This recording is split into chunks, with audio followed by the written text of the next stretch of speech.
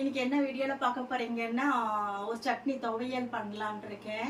என்ன துவையல்னு பாத்தீங்கன்னா இப்ப சீசன் இல்லையா, சித்திரை மாசம் வேப்ப மரம் எல்லாம் பயங்கரமா பூ பூத்து இருக்குது. வேப்பம்பூ இந்த சீசன்ல தான் கிடைக்கும், அடுத்த சீசன் தான் அதோட. நம்ம கிடைக்கும் போது எடுத்து வச்சுக்கிட்டா உண்டு. எங்க வீட்டு பின்ன மரத்துல கொஞ்சம் எடுத்துட்டு வந்தேன், ரொம்ப ஹைட்டா இருக்கு. சரி இது இருக்கிறத பறிச்சு கொண்டு வந்திருக்கேன், அதான் துவையல் பண்ண போறேன். வாங்க எப்படி செய்யறதுன்னு பார்க்கலாம். இப்பதான் முதல்ல என் வீடியோ பாக்குறீங்கன்னா சப்ஸ்கிரைப் பண்ணிட்டு உள்ள வாங்க, வீடியோக்குள்ள போலாம். இப்போ பார்த்தீங்கன்னா வேப்பம்பூ எடுத்துட்டு வந்து வச்சிருக்கேன், க்ளீன் பண்ணிட்டு இருக்கேன். இவ்வளோ எடுத்தாலும் இவ்வளோண்டு தான் வருது, கொஞ்சம் தான் கிடைச்சது எனக்கு. எல்லாம் க்ளீன் பண்ணிட்டு நல்லா கழுவிக்கலாம். எவ்வளோ வருதுன்னு பார்க்கலாம், சரிங்களா? குச்செல்லாம் எடுத்துடலாம். நல்லா அலம்பிடலாம். எறும்பு இருக்குது, சின்ன சின்ன எறும்பு. மரம் மேலே இருக்கா, பூ நிறைய இருக்குது, ஆனால் மேலே இருக்குது, என்னால் பறிக்க முடியல. சரி வர்றது வரையும் வரட்டும் அப்படின்னு சொல்லிட்டு தான் இது துவையல் பண்ணுறதுக்கு. சரி கொஞ்சம் இருந்தால் போதும் அப்படின்னு சொல்லிட்டு தான் எடுத்துகிட்டு வந்திருக்கேன். க்ளீன் பண்ணால் இவ்வளோ தான் வந்திருக்கு. நல்லா அலம்பிக்கலாம். பாருங்க, வடச்சட்டியில் எண்ணெய் விட்டுருக்கேன். இப்போ பார்த்தீங்கன்னா இந்த நம்ம வேப்பம்பூவை க்ளீன் பண்ணி வச்சுருக்கு, அதை வறுத்து எடுத்துக்கலாம், சரிங்களா? தேங்காய் எண்ணெயில் செஞ்சிங்கன்னா நல்லாயிருக்கும், இல்லைன்னா நல்லெண்ணெயில், உங்களுக்கு எந்த எண்ணெய் இருக்கோ செய்யுங்க. ஆனால் தேங்காய் எண்ணெயில் வறுத்திங்கன்னா நல்லாயிருக்கும், சரிங்களா? இப்போது அந்த பூவை நம்ம எடுத்து வச்ச பூவை எண்ணெயில் எடுத்து கொஞ்சம் கழுவி இருக்கேன்ல, தண்ணி இருக்குது, கொஞ்சம் பார்த்து எடுத்துக்கணும். நல்லா வணக்கி எடுத்துக்கலாம். நிறைய கிடைச்சா பரவாயில்ல. இப்போல்லாம் ரோட்டு ஓரத்துலேயே விற்கிறாங்க. நமக்கு வீட்டு பக்கத்தில் மரம் இருக்கிறதால பறித்தேன், ஆனால் மேலே இருக்குது, என்னால் பறிக்க முடியல. நல்லா எண்ணெயில் பொரிச்சு எடுத்துக்கலாம். இதெல்லாம் பார்த்தீங்கன்னா வயிற்றுல பூச்சி குழந்தைங்களுக்கெல்லாம் கொடுத்தீங்கன்னா வயிற்றுல பூச்செல்லாம் இருந்தால் இதுவாகிடும், சரியாயிடும். வயிறு வலியல் இந்த மாதிரியெல்லாம் வராது, சரிங்களா? நல்லா இருக்கும். ஆனால் உடம்புக்கு கொஞ்சம் கசப்புத்தன்மை தான் இருக்கும், சரிங்களா? பாருங்க, அந்த எண்ணெயிலேயே வரமல்லி ஒரு ஸ்பூன் எடுத்திருக்கேன், அதையும் வறுத்துக்கலாம்.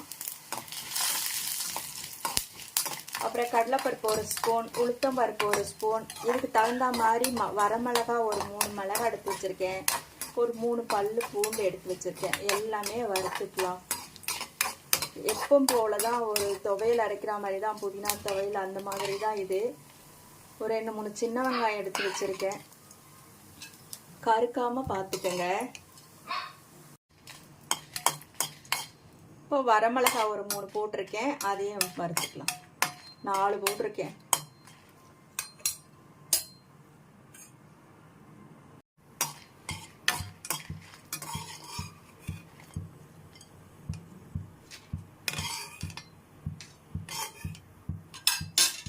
இப்போ சின்ன வெங்காயம் பாருங்க, ஒரு 5-6 எடுத்து வச்சிருக்கேன்.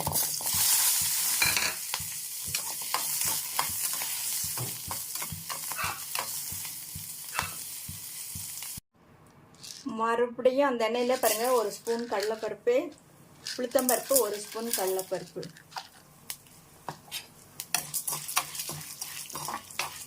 இது கூடவே கொஞ்சம் மிளகாய் எடுத்து வச்சிருக்கேன்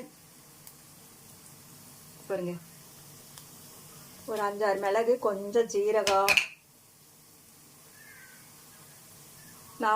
4 பல்லு பூண்டு, ஒரு துண்டு சின்னதா இஞ்சி, புளி ஒரு சின்னதா,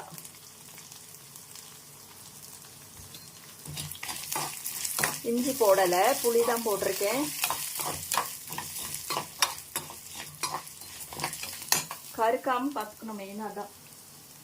அப்புறம் பார்த்தீங்கன்னா ஒரு கப் தேங்காய் துருவல் எடுத்து வச்சிருக்கேன், போட்டுக்கோங்க. இது வச்சு சுட சாப்பாட்டுக்கு அருமையாக இருக்கும். சாப்பாட்டில் நல்லா பிசைஞ்சு சாப்பிட்லாம், நல்லாயிருக்கும். கசப்பு இருக்காது, ஓரளவுக்கு இருக்காது. ஏன்னா கொஞ்சம் இதில் வெல்லம் போட்டுக்கலாம், புளிப்பும் போட்டிருக்கோம், காரம் போட்டிருக்கோம், அதனால் உங்களுக்கு கசப்பு தன்மை கம்மியாக தான் இருக்கும், சரிங்களா? இப்போ இதில் கொஞ்சோண்டு வெல்லம் போட்டுக்கலாம்.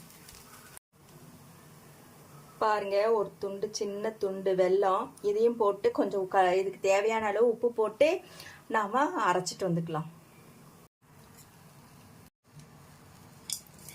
பாருங்க, கடலைப்பருப்பு, உளுத்தம்பருப்பு, தேங்காய், பூண்டு, புளி, வரமிளகா, அப்புறம் பூ வறுத்து வச்சிருக்கேன்.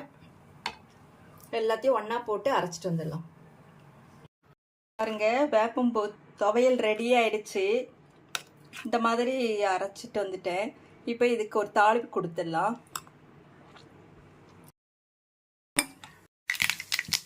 கடுகு போட்டாச்சு. ஒரு வரமிளகாய் சும்மா போட்டிருக்கேன். காஞ்ச கருவேப்பிலை தான் என்கிட்ட இருக்கு.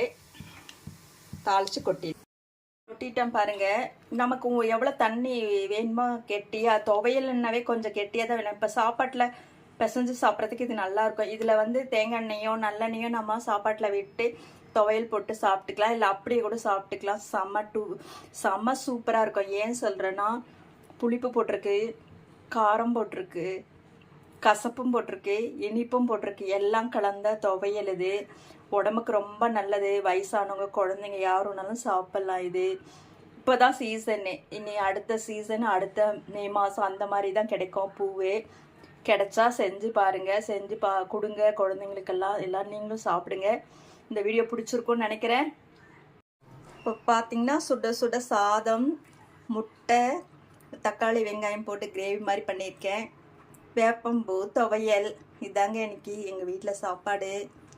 எப்படி இருக்குன்னு பார்த்துட்டு வீடியோ பார்த்துட்டு சொல்லுங்கள், கமெண்ட் பண்ணி சொல்லுங்கள்.